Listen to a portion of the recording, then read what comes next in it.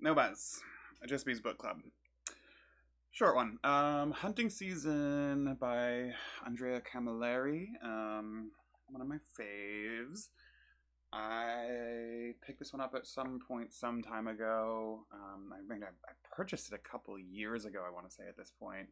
And never quite got around to it. And then I finally picked it up and started reading it. And um, Camilleri, of course, primarily the writer of the Inspector Montalbano series, which I read a whole grip of a couple years back. But he also writes sort of historical fiction.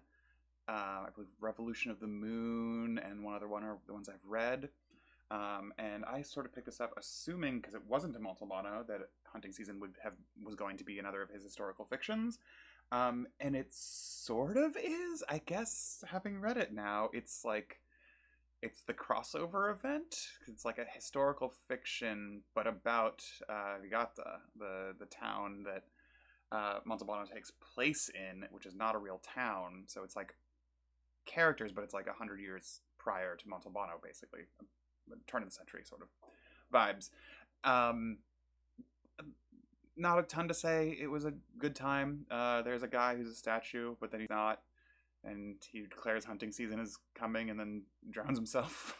uh, Goofy characters. A very um,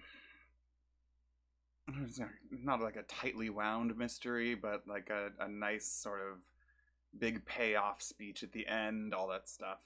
Like just a good Camilleri novel, which there are only so many of those now that P has passed, and it's always a pleasure to read one. Thanks for not watching.